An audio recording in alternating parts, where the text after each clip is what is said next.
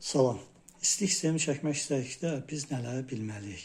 Baxın, ilk növbədə biz evimizin itirdiyi istini bilməliyik. Yəni bilməliyik ki, evimiz neçə kilovat isti itirir və buna uyğun olaraq da biz kombi seçimimizi edə biləcəyik. Həm də ki, evimizin gücünə görə sistemimizin hansı sistemin daha məqsədə uyğun olduğunu təyin edəcəyik. Bir də ki, boruların diametrini düzgün seçə biləcəyik. Ancaq bundan da əvvəl biz hər bir otağın itirdiyi istini bilməliyik ki, düzgün radiator seçimi edə bilək. Yəni mən nə demək istəyirəm? Gəlin indi buna demək istədiklərimi aydınlıq gətirim. Baxın, bəzən elə evlərə rast gəlirsən ki, 24'lük kombinin çox rahatlıqla işlədə biləsi bir evdir. Deyək ki, evin itkisi, istilik itkisi arası 14-15 kW'dır. Ancaq evdə 40'lıq kombi işləyir. İndi deyəcəksiniz ki, artığın nə ziyanı? Kombi gücə düşməz. Ancaq 24'lük kombi də gücə düşmür. 15 kW'dır. Burada bunun da gücü 24 kW'dır. Heç 60-65 gücündə işləməyəcək. Gəlin görək indi nə fəsadlar ola bilər. 24'lük kombinin bilirsiniz ki, hər bir kombinin minimal və maksimal istilik vermə gücləri var. 24'lük kombinin maksimum istilik vermə gücü 24 kW'dır. Minimumu isə 9 kW'dır. Yəni bu 9 kW'dan aşağı düşə bilmir. 24'dən də yuxarı qalxa bilməyəcək. Çünki bu zavodda belə tənzimlənibdir. İndi bizim evimizin itirdiyi isti 15 kW'dır. Bu 15 kW'ı da ən soyuq 5 günlük üçün hesablanır. Yəni Bakı üçün bu -5 dərəcədir. Deyək ki, çöldə -5 dərəcə olanda bizim evimizin itirdiyi isti 15 kW'dır. İndi bizim kombimiz işə düşür. Vermişik deyək ki, 70 dərəcə kombimizə. Kombimiz işə düşərək yavaş maksimuma qalxaraq, maksimumda işləyib bizim 70 dərəcəmizi tutdu. 70 dərəcəyə çatdıqda artıq kombi düşür minimuma. Yəni 9 kW'da. 9 kW'da işlədikdə görürük ki, artıq 15 kW'dan az olduğu üçün görürük ki, artıq temperatur aşağı düşür. 69-68 və başlayıb ocağı yavaş artırmağa. Gəlib 15 kW'a çatana kimi, yəni bu 70 dərəcəni tutub durana kimi ocağı artırır. 70 dərəcəyə çatdıqdan sonra eləcə bu 70 dərəcəni tutaraq bizim 70 dərəcədə bütün günü işləyir. Bu kombinin normal işləməsidir. Əslində kombi belə işləməlidir. Soyuq zamanlarda, soyuq havaların soyuq olduğu vaxtlarda kombi istirahət etməməlidir. İndi deyək ki, çöldə 10-15 dərəcə isti var. Bizim evimizin itkisi, istilik itkisi düşüb artıq 6-7 kW'a. Yəni də kombimiz işləyir, 70 dərəcəyə çatanda düşür minimuma. Artıq indi burada İçki bizim kombimizin minimumundan azdır. Yəni 9 kW minimumdur. Bizim itkimiz isə 6-7 kW'dır. Kombi nə edəcək? Kombi 70'də düşdü minimuma. Ancaq görür ki, minimuma düşsə də temperatur qalxır. 71-72 gəlib 75 dərəcəyə çatdıqda artıq kombi özünü söndürür ki, qızmaya getməsin. Bu məcburən özünü söndürür. Və 3 dəqiqə istirahət edib, yenidən həmin sikllə başlayır işləməyə. Ancaq gəlin görək 40'lıq kombi nə edəcək? 40'lıq kombinin minimumu 16-17 kW'dır. Bizim isə itkimiz 15 kW'dır. Ən soyuq -5 dərəcə olanda çöldə. Kombi yenə də işləyib 70 dərəcəni yığır, düşür minimuma. Ancaq görür ki, minimumda yenə də temperatur qalxır və 75 dərəcə yuxarıda kombi özünü söndürüb 3 dəqiqə istirahət edəcək. Baxın, bu soyuq zamanlarda, çöldə, şaxtalı havalarda kombinin istirahət etməsi normal deyil. Yəni, soyuq, biz kombi istirahət edir deyə soyuq dayanıb durur.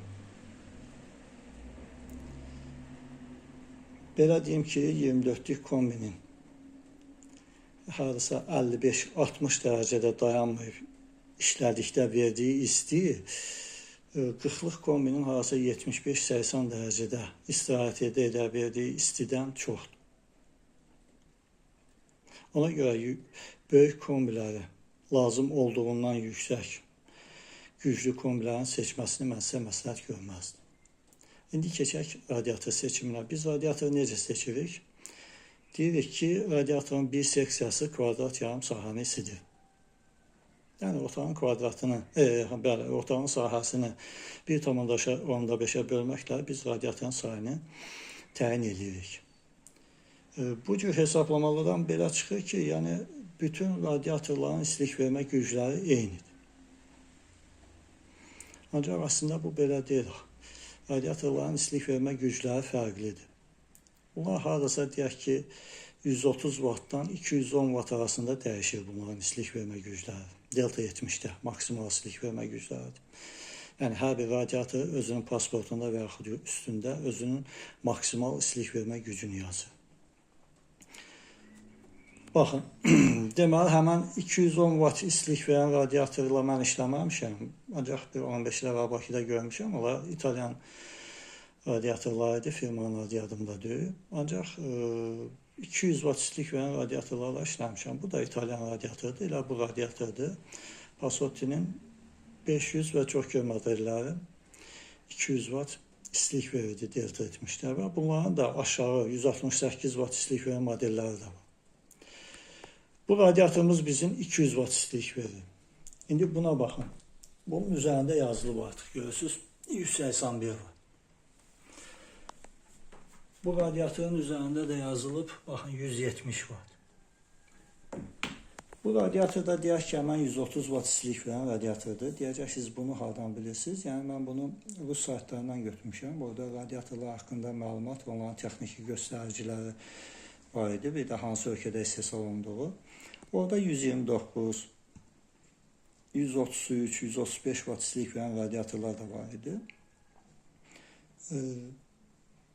Və onlar Çin istehsallı radiatorlar idi.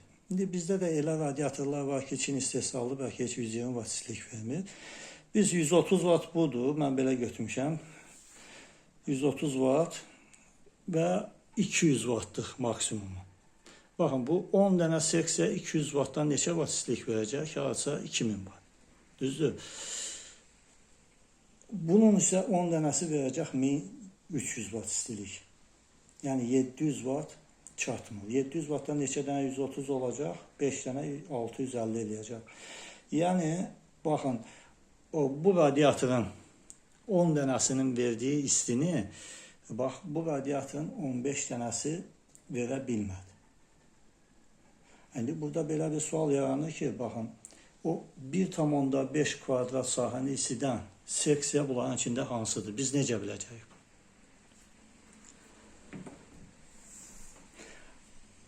Bu əlamısı deyil, baxın, deməli biz elə bilirik ki, sahəsi və həcmi eyni olan otaqların hamısının itirdiyi isti eyni. Biz onların hamısına eyni gözlə baxırıq. Bu ancaq bina evlərində mümkündür. Ancaq orada da birinci və axırıncı mərtəbədəki otaqların istilik itkisi fərqli olacaq. Bir də ki, o Bakavoy əlasına, Bakavoy dediyimiz yan tərəflərə düşən otaqların. Belə deyək ki, harasa orta blokda, orta mərtəbədə olan bir otağı biz, deyək ki, bu radiatorla, indi deyək ki, bu radiatorun 10 seksiyası isitmək üçün bəs edirsə, axırıncı mərtəbənin o yan tərəfə düşən otağı həmən dərəcədə isitmək üçünsə bizə arasa 13-15 seksiya lazımdır. Belə deyək, panel evlərdə ən azından 15 seksiya lazımdır ki, həmən otağı isidə bilək. Ancaq həyət evlərində bu fərqlidir. Həyət evləri daha fərqlidir. Həyət evlərində belə deyək də, hətta 10 seksiya ilə, belə bir 10 seksiya ilə isidən otağı, başqa bir eyni sahəsi və həcmi ilə otağı heç 15-20 seksiya ilə də isidə bilmərik. Burada çox fərq daha çox verir bina evlərindən. Biz də əsasən həyət evləri üçün hesabatlar aparırıq. Baxın, bir də ki, biz Bakı üçün apardıq bu hesabatları -5 dərəcədən, ancaq bizim dağlıq rayonlarımız var ki, dəniz səviyyəsindən 1500-2000 metr yüksəkdə yaşayışlar var. Orada artıq bu -5 dərəcə yox, orada ən soyuq 5 günlük -15-20 dərəcədir. Baxın, Bakıda biz 10 dərəcə ilə 10 seksiya ilə isidən otağı, artıq həmən otağı biz deyək ki, həmən dağlıq rayonlarda 10 seksiya ilə isidə bilməyəcək. Hardasa 15-20 seksiya lazımdır ki, həmən otaq isinsin. Yəni ki, itirilən isti nə kvadratla, nə kubla, nə kilokalorie ilə hesablanmır. Baxın, itirilən istinin əmsalı watt kvadrat metrdir. Yəni ki, belə deyək, bu divarın 1 kvadrat metrinin müəyyən zaman ərzində itirdiyi istinin miqdarıdır. Deyək ki, 1 kvadrat metrdən, belə deyək, lov dillə desək, bu 1 kvadrat metrdən bizə gələn soyuğun miqdarıdır, otağa gələn. Bu da asılıdır bu divarın istilik müqavimətindən, çöldəki havanın temperaturundan və evdə biz neçə dərəcə istilik istəyiriksə ondan. Ondan asılı olaraq bu vaxt dəyişir. Biz bu 1 kvadratın itirdiyi istini tapdıqdan sonra onun çöllə əlaqəli divarın sahəsinə vurmaqla bizim divarımızın itirdiyi istini tapacağıq. Elə də pəncərənin, döşəmənin, tavanın itirdiyi istiləri tapmaqla biz ümumilikdə bunları toplayaraq ümumilikdə evimizin itirdiyi istini tapacağıq. Biz artıq evimizin dedim, bağışlayın, otağımızın itirdiyi istini tapacağıq. Və hər otağın itirdiyi istini hesablayaraq ümumilikdə evimizin itirdiyi istini biləcəyik. İndi biz hesabladıq, deyək ki, bizim bu otağımızın itirdiyi isti 2 kilowatt. Biz bunu bildikdən sonra indi gedirik mağazinə radiator seçim etməyə. Gəldik, bu radiatoru gördük, bunun istilik vermə gücünü bildik, bu 200 wattdır. Bizim isə 2000 wattı bölürük 200-ə, bilirik ki, 10 seksiya bəsdir ki, bizim otağımızı isitsin. İndi əgər bu radiatordan bizim xoşumuz gəlibsə, bunu seçim ediriksə, artıq bu 181 wattdır, bundan bizə 15 seksiya lazım gələcək. Yox, əgər biz bu radiatoru bəyənmişiksə və hansısa qiyməti bizə sərf edibdir, bundan bilin ki, bizə artıq 12 seksiya lazımdır. Yox, bu radiatoru seçim edəcəksə, artıq bilin ki, bundan 15 seksiya lazım bizə. Yəni, düzgün seçim belə olmalı. Otağın itirdiyi istiyə görə, radiatorun istilik vermə gücünə görə biz radiator seçim edirik. Radiatorlar haqqında bu qədər. İnsə keçək, əsas problemli məsələmiz bizim nədir? Yerdən isitmədir. Bizim ən çox problemlərimiz yerdən isitmədə olur. Çünki yerdən isitmə aşağı temperaturlu bir sistemdir. Tək yerdən isitməklə biz evimizi isidərək deyilən bir şey yoxdur. Yəni, bundan ötürü də biz evimizin ümumilikdə itirdiyi istini bilməliyik. Və ona uyğun da bilməliyik ki, tək yerdən isitməklə bizim evimizin itirdiyi isti, tək yerdən isitməklə bizim evimizi isitməyə bəs edəcək. Bəzən ola bilirsə, itki daha çoxdur və tək yerdən isitmə onu isidə bilmir. Mən istipol demirəm, yəni ilıq döşəməklə, biz bəzən istipolla ilıq döşəməni səhv salırıq. İlıq döşəmə yerdən isitmədə biz ayağımızın altında istini hiss eləməməliyik. Orada 26-28 dərəcə isti olmalı. Və həmən istiliklə biz evimizi isitməyə bacarmalıyıq. Mən bunu nəzərdə tuturam. Artıq daha 70, 65, 70, 75 dərəcə istilik verməklə kombiyə yox. Kombi 35, 70, 45 dərəcə, 35-45 dərəcə arasında işləməklə bizim evimizi isitməlidir. Yox, əgər tək yerdən isitmə bizim evimizi isitməyə bəs etmirsə, biz artıq radiatorun köməyindən istifadə etməliyik ki, otağın havasını radiatorlar vasitəsilə isidə bilək. Mənim bir ağsaqqal kombisi nasaz olanda məni çağırır. Deməli, ağsaqqalın 2 mərtəbəli evi var, arası 270-280 kvadrat civarında. Ağsaqqal deyir ki, bütün günü kombini işlətdikdə, onun da birinci mərtəbəsi bütövlüklə yerdən isitmədir evin. Arası 130-140 kvadrat civarında. İkinci mərtəbəsi isə radiator sistemidir. Ağsaqqal deyir ki, bütün günü mən kombini işlətsəm, deyir, çox yazır. Arası 450-500 manat civarında yazır. Ancaq mən deyir, qənaət edirəm. İndi sadalı nə qədər vaxt işlədir, saat neçədən neçəyə qədər işlədir, sonra sondurur, sonra yenə işlədir. Deyək ki, günün yarısını demək olar ki, kombini işlətmir. Və nə qədər qənaət eləsəm də deyir, 250 manatdan aşağı düşmür. Bundan da böyük bir başqa ev var ki, harasa 450 kvadrat sahəsi 450 kvadratdır. Bundan 1,5 dəfə böyük sahəsi. Onun da birinci mərtəbəsi yerdən isitmədir. 220 kvadratdan çox. İkinci mərtəbəsi isə radiator sistemidir. O isə bütün gün evin isidir, kombini işlədir. Yəni kombisi sönmür. Deyir ki, heç vaxt 50 dərəcəyə qoya bilməm. 35-45 dərəcə civarında işlədirəm. Bu 50 dərəcədə isti olur evlər. Və mən deyir, heç vaxt 200 manat pul ödəməmişəm oraya. Heç ilə deyir, 1000 manat ödəməm.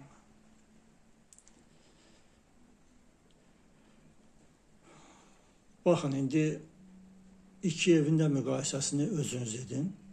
İndi biz burada bəzən ustaları qınayırıq, deyirik ki, ustalar düzgün çəkmədi, ustaların səhvidir. Ancaq mən burada ustaları qınamazdım. Ustalar istilik hesabatını aparanlar deyil. Yəni bu işlər istilik mühəndisləri məşğul olurlar. İstilik mühəndisi olmaq üçünsə ən azından 10 il normal məktəb savadı və 4 ildə institut təhsil olmalıdır. Yəni ən azından 14 il oxumaq lazımdır ki, istilik mühəndisi olasınız. Ancaq santexnik olmaqdan ötəri bu lazımdır. Ən yaxşı halda 5-6 ay, 1 il deyək ki, peşə məktəbini oxumaq bəs edir. Ancaq çoxsu ustalarımız necədir? Məktəbi də bir düzəməlli oxumamışlar. Yəni 8-ə 9-a kimi oxuyub, ondan sonra da usta yanında işləyib 1 il, 8 ay, 1 il, ya 2 il usta yanında işləyib usta olublar. İndi biz bunlardan istilik hesabatını tələb etməyimiz nə qədər doğru ola bilmir. Yəni, santexnik, iki mən qarışıq santexniklə istilik mühəndislərinin verdiyi istilik layihəsinə görə işləyən montajçılardır. Biz montajçıyıq. Yəni, heç bir deyək ki, santexnikdə istilik layihəsinin hesabatına görə sizdən pul almıyor. Onlar çəkdiyi sistemin əziyyətinə görə, sistemə görə, çəkdiyi sistemin qiymətini sizdən istəyiblər. Ona görə də belə ustalardan çox şey tələb etmək mənə gəlir ki, düzgün deyil. Düz, indi bizdə də mühəndis səviyyəsinə yaxın səviyyəli ustalarımız var. Onu da demək lazımdır. Deyək ki, Vitalik, Zahir usta kimi bizim ustalarımız var ki, belə ustalarımız var. Ancaq bunların sayı çox deyil. Ümumilikdə götürsək, heç 5% belə ustalarımız bizim yoxdur. Və onların da növbəsində durmaqdan ötəri biz heç növbəyə dayansaq, 5 ilə, 10 ilə də bizə növbə çatmaya bilər. Ona görə mən sizə məsləhət görərdim ki, eviniz tikdikdə istilik mühəndisləri ilə məsləhət edəsiniz, evinizin istilik layihəsini çəkdirəsiniz və gələcəkdə də onlardan hansısa çətin vəziyyətə düşdükdə zəng edib hansısa məsləhət ala bilərsiniz. Necə ki, evinizin layihəsini tutturursunuz və evinizin tikən ustaya həmin layihəyə görə tikilməsini xahiş edirsiniz, özünüz də nəzarət edə bilirsiniz və əlinizdə istilik layihəsi də olsa, özünüz ustalardan artıq o layihəyə uyğun işləməsinə nəzarət edə biləcəksiniz. Artıq siz burada cüzi xərc çəkməklə sabahki böyük xərclərin qarşısını almış olursunuz. Mən çox evlər tanıyıram ki, bilirəm ki, belə hadisə 200 kvadratdan yuxarı sahəsi olan, 300-400 kvadrat metr sahəsi olan evlər var ki, qış gəldikdə artıq evinin nə evini düzəməlisi də bilir, nə də ki, onun qaz sərfiyyatını ödəyə bilir. Onlar bir otağa yığılaraq, bir İran peçi dediyimiz o qaz sobalarından istifadə edərək o otaqda qışlarını keçirmək məcburiyyətinə qalıblar. İndi deyəcəksiniz ki, bəs istilik mühəndisləri şəhərdə olur, rayonlarda olanlar deynəsinlər. Bunu da düz deyirsiniz. Mən sənə yardımcı ola bilərəm. Yəni, WhatsApp üzərindən biz yardımcı ola bilərəm ki, sizin istilik itkilərinizi hesablaya bilərik. Radiator sayını düzgün təyin etməyi bacararıq. Kombi seçimini düzgün etmək evinizin itirdiyi istiyə görə kombi seçimini düzgün edə bilərsiniz və sistem, hansı sistemin daha məqsədə uyğun olduğunu təyin edə bilərik və siz istilik sistemindən artıq qışın soyuq vaxtlarında istidən əziyyət çəkməzsiniz. Bunlar hamısı WhatsApp üzərindən olur. Bunlar ötəri əlbət ki, bizim evimizin həm layihəsi, həm hansı divarın hansı materialdan işlənməsi, divarın qalınlığı, pəncərəmiz sahəsi, döşəmənin, polun vəziyyəti, bunlar necədir? Bunların hamısını artıq WhatsApp üzərindən məsləhətləşməklə mən sizə bunları hesablaya bilərəm. Yəqin ki, hələlik bu qədər. Hansısa probleminiz, suallarınız olarsa yaza bilərsiniz.